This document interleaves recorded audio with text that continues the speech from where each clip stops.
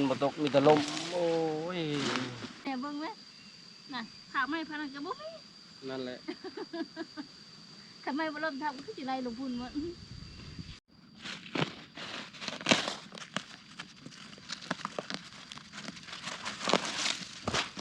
ถ้าเจ้าบ่ฮักกับอาย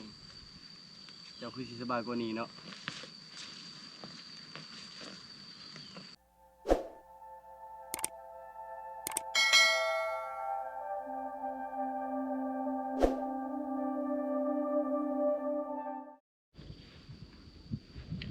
กับทักทายสบายดีพ่อแม่พี่น้องสบายดีตอนเช้าๆพอดีหากากินข้าวแล้วตื่นเช้ามากินข้าวโลดพี่น้องเอ้ยพอช่วงนี้ก็มาให้มาสวนมาเวียกมางานนี่แหละมื้อนี้มาเสียหญ้าแล้วก็มาแซมมันสวนแม่ถือว่าถ้าไปเบิ่งแต่ละสวนนี่สวนแม่จะงามกว่าสวนอื่นเพราะว่าแม่นี่ปลูกหลังสงกรานต์สงกรานต์ไทยแล้วก็ปลูกโดยช่วงฝนตกดกๆนี่มันก็เลยงามกว่าสวนคนอื่นส่วนอื่นนั่นไร่อันนี้เป็นส่วนของแม่ดุดเบิด3 ล้าน 2แล้วก็ปลูกช่วงสงกรานต์ช่วงบ่เฮียงเข้าป่าจับอึ่งนั่นแหละเราปลูก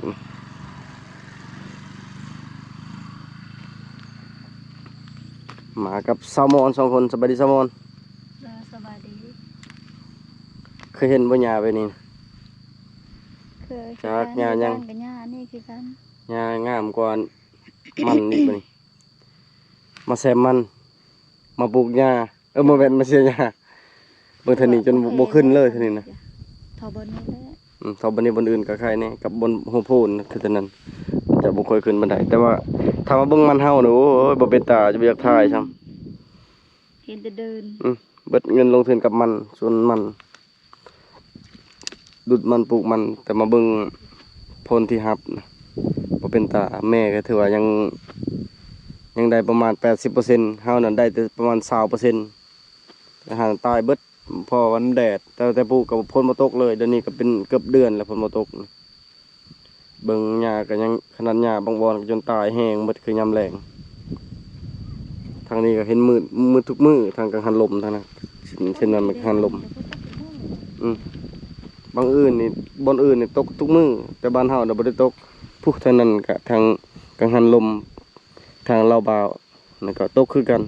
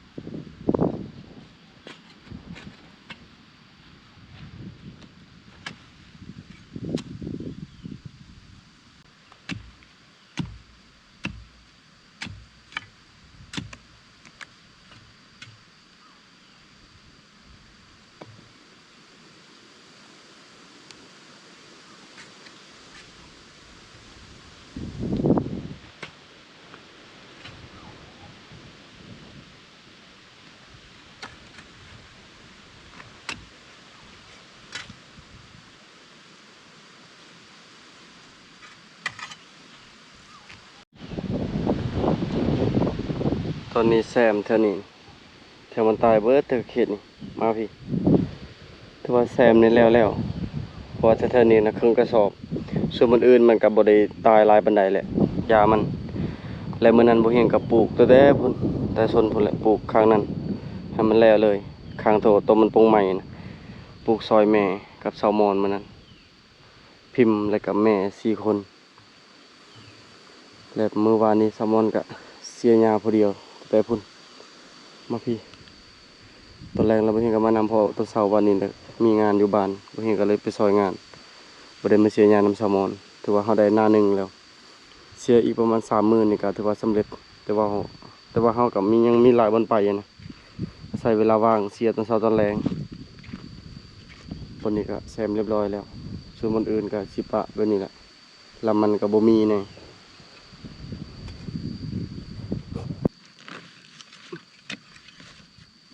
โอ้กระบอกบ้านลงมือเอาเลยโตผู้เด็ก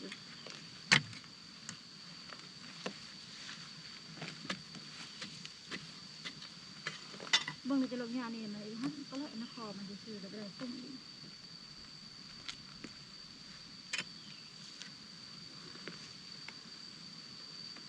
อันนี้มันยังนี่หญ้าบ่ จะจมหมดจะตาย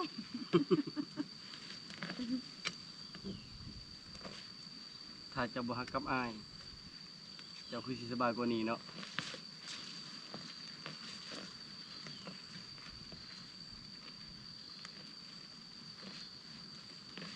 สบายเลยสบายเลย คนขยันอยู่ใส่ก็ลำบาก ยาละโมนที่ชาติ ง่ายมีแต่นอนบ้านเมืองกินหยังก็บ่ได้กิน บ่นอน นอนเขาว่าเคยเฮ็ดอันนั้น สบาย อยากสบาย เป็นนอนมากินข้าวแล้วนอน เข้าบ่ต้องนึ่งนะเขากินข้าวสารรถ บ่นึ่งคือกันก็สองสามมื้อนึงเท่านึงให้อยากสบายต้องกินจะเห็ดละลายไว้ ขี้คร้านแบบนี้จะถึกเฮ็ด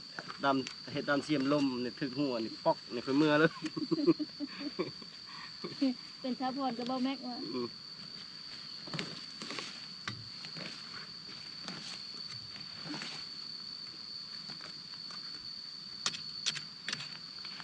หญ้ากับหุกหินกับหินเจ๊ก็จะทับกับหูทับเสียนั่นเลยเอามันเลยทมประกอบมันเลย แม่มาเห็นใต้ลูกไผ่ในทั้งเททั้งจม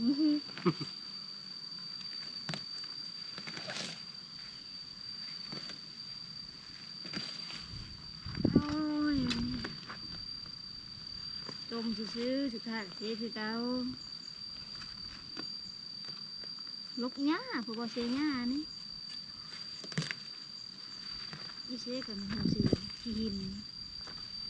จะหินเขาเรานี่เขาเอาหินแห้บ่จะบอก อืม ใช่บ่ ก็ค่อยเว้าเป็นยังว่าค่อยเว้ายังว่าไผเว้า อยู่ บ่ปกติหินแห้มันจะอ่อนๆเลยค่อยเบาเลยเนี่ยไม่ได้แข็งรีชับกับบ่อนั่นเลย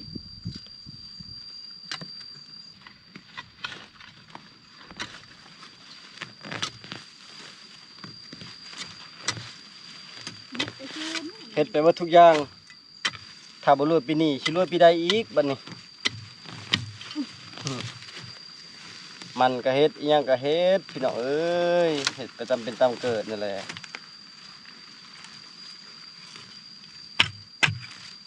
คันเฮาบ่เฮ็ดก็สิว่าเฮาขี้อ้าย อืม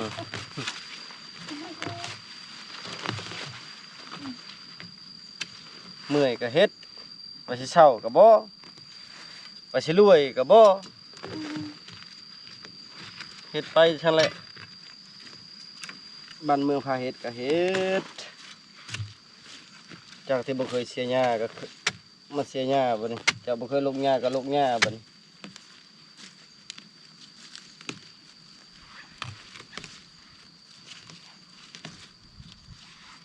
นอนเด้อ ที่นี่คมอีหลีเป็นตาย้านอีหลีเหยียบนี่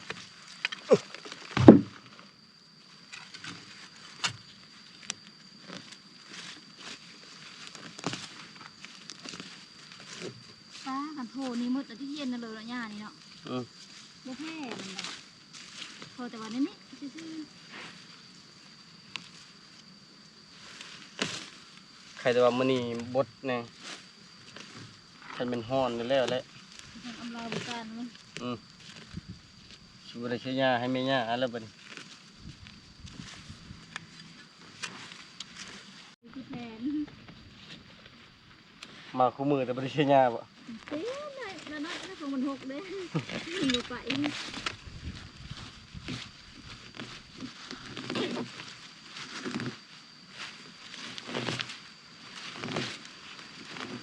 คนบ่ตกมีแต่ลมโอ้ยแห้งแรงอะไรปีนี้จักสิกินหยังแล้วปีนานกินบ่มันเฮ้ย กินโคพากินไม่กิน กินเผือกกินมันนี่แหละเฮ็ดได้ จะได้รักเขา ก็พากินทั้งก็กิน เนี่ยนั่น กินนี่กัน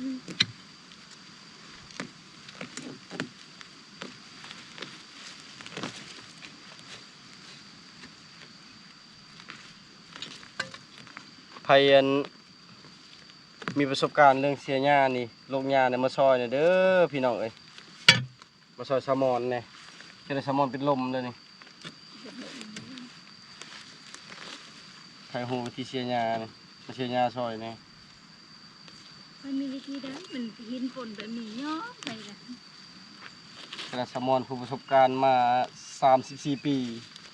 การสดสีมากเลย เกิดมาอยู่กับหญ้าอันนี้ก็มีแต่เบิดนี่แหละเบิดนี่ก็เบิดหลายงาน เบอร์บด บัดอื่นอะไรเอ้า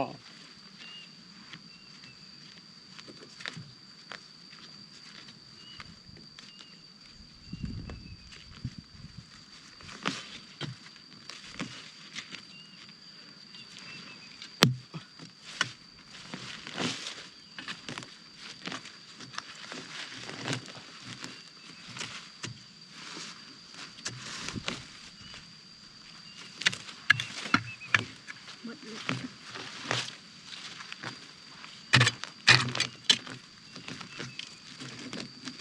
เย้ยบงยันบ่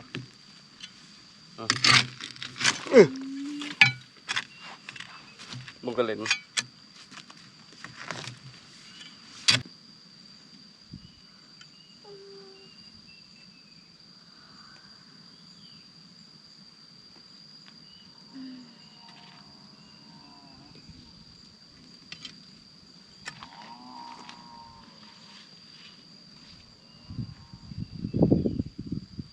พอได้ไม่ลบทับนี่ได้มันจะอยู่ในนี่เลย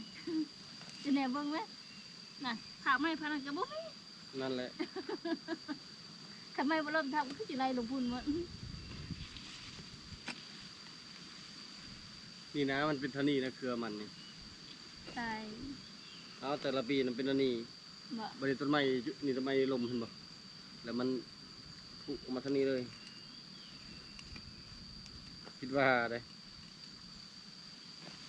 พอนะหญ้าคิ้วนี่ได้สันนะมันมาได้ไซ มาแต่อากาศ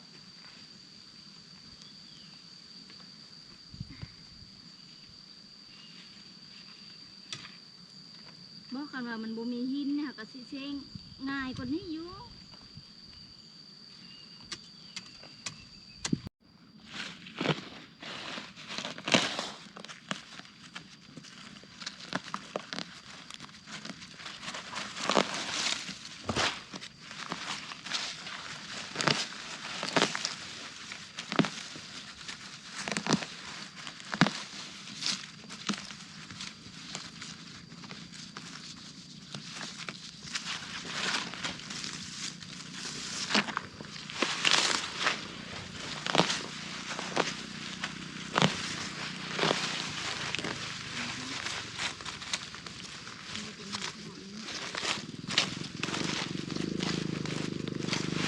หญ้าแล้วก็ไม่เท่บ่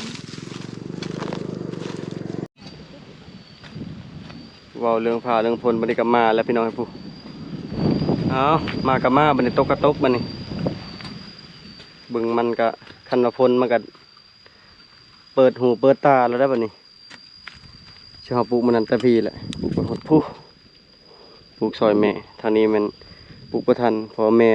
ใส่ข้าวหลานข้าวจำปาปลูกหลังสงกรานต์มาแต่ขายเครื่องแล้วก็เจ้าก็ปลูกมันต่อถ้าว่าคันเฮาแนนเถอะทางลุ่มนี่เฮาเสียหญ้านี่แม่นได้ครึ่งแล้ว แต่ว่าคะแนนทางถึงมันยังบ่ได้ครึ่งก็คืออีกประมาณ2 มื้อจึงแล้วค่อยเสียไปนั่นแหละมื้อได้ว่างก็เสียหญ้า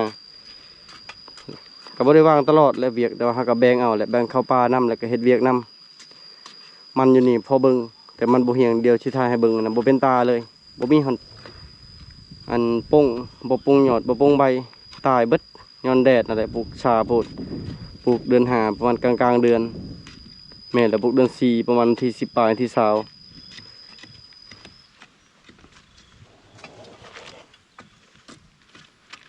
เท่านี้ยาก็บ่หลายปานใดคือทางถึงมีแต่บอนเดียวบอนเฮาเสียมอีกแหละกันแต่เท่านี้ก็มันก็เบาบางลงอาศัยเสียแต่ตอนเช้าตอนแรงพี่น้องเอ้ยประมาณ10โมง11โมงก็พักแล้วก็มาต่อประมาณ3หรือ4โมงประมาณนี้จะมาเสียอีกประมาณอีก2มื้อก็น่าจะแล้วเมื่อวานนี้ก็เสียเช้าแรงทางนี้ตอนนี้เขาได้ค่านั้นไปหากุ๊กนั่นแต่ก็เสียไว้ทางพุ่นอีกก็บ่ทันครึ่งนะแต่ก็เกือบครึ่งแล้วหญ้าแถวนี้เมื่อกี้นี่หลายดิหญ้าหกแต่นั้นก็บ่ปานใดอันนี้คือส่วนของแม่และเบิ่งส่วนของบ่เฮงกับแซลมอนพวกทางนาวเลยนี่ไม่วิกก็บ่ได้ขายเลยพี่น้องเมื่อยปลูกหยังก็ไล่ไปทางสังคมนี่เมื่อยเห็นคนอื่นเฮ็ดบ้านเมืองเฮ็ดก็อยากเฮ็ดนำเฮ็ดไปแล้วก็แบบนี้แหละบ่ได้ปลูกมันก็ยังบ่เห็นเงินทุนคืนปลูกตรงนั้นฝนจะตกเลยได้ทำมืดครึมคักกะลิ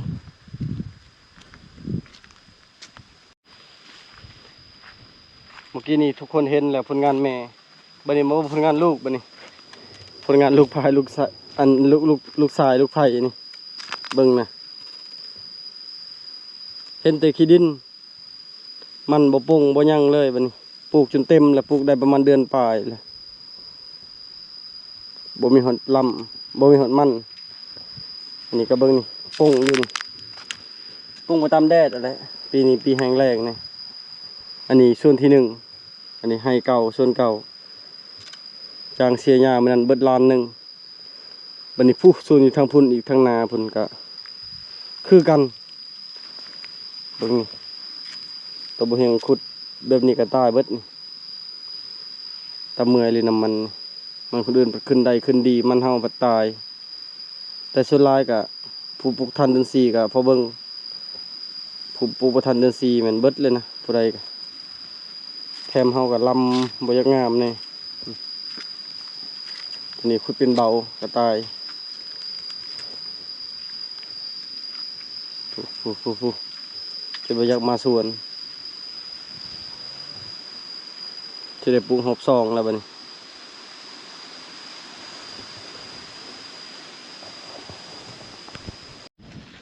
ต้นนี้โต5-6 คุมนี่แม่นบ่เห็นปลูกเอามือเอายามปัดงามได้นี่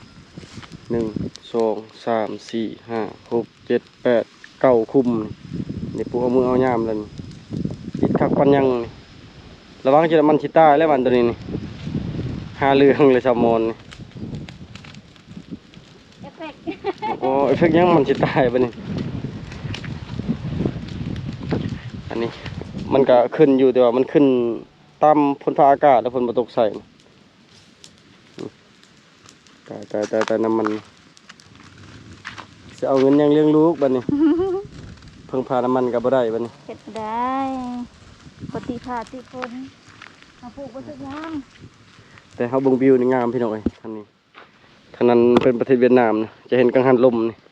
อยู่ลาวบาวนี่อยู่วังพี่กังหันลมเท่าลาวบาวนี่ไปพุ่นกับกระเซ็นไปต่อดงหาไปต่อเมนห้วยทะเลเบิ่งนะภูทางเวียดนามและภู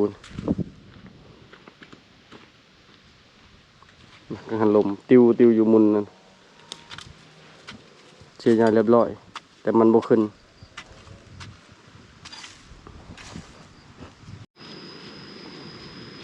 เบิ่งพุ่นนี่ก็ออกทาพุ่นอันน่ะเฮ็ดออกทาพุ่นแล้วนี่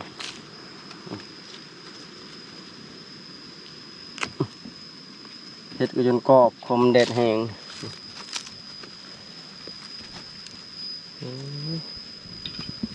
โพดโอแดด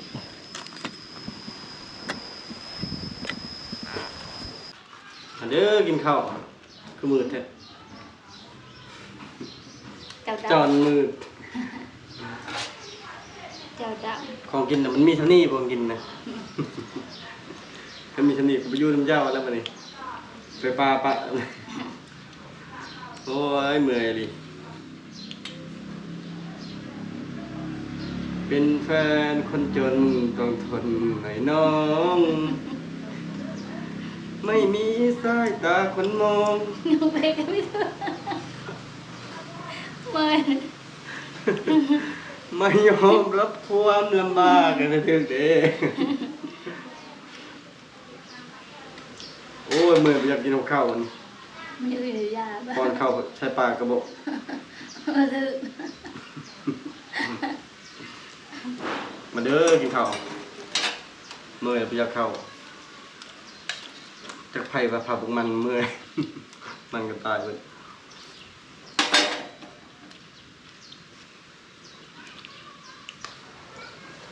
ประสบการณ์ชีวิต ปลูกมันปีที่สามยังไม่เห็นเงิน ยังไม่ได้ประสบการณ์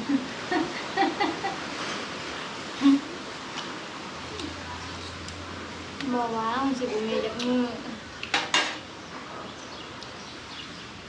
แต่ว่าฝนตกมันก็คืน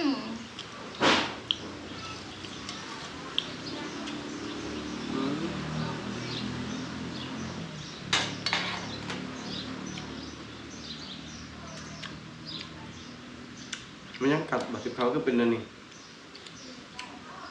มันดอก แล้ว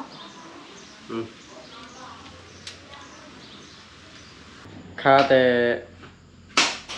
เอาได้ขึ้นได้นำมันนะเพราะว่า